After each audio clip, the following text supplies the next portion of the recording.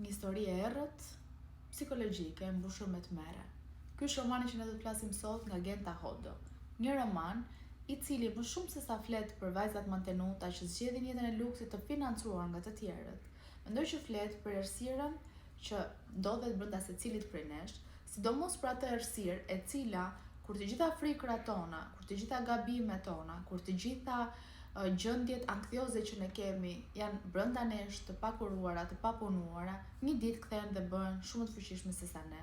Një reflektim në pasqyrë, i cili në duke është reflektimi jot, e pastaj çdo ditë fillon të transformohet dhe bëhet diçka që ty të tremb, e më pas diçka që tenton të dalë jashtë e të marrë ty, është ajo që më së shumti i tremben personazhet e këtij libri. Ato romane që nga momenti që ti e merr në dorë derisa e mbyll të mban të ngërthyer, me surpriza, me suspansa dhe megjithatë me një fund të papritur.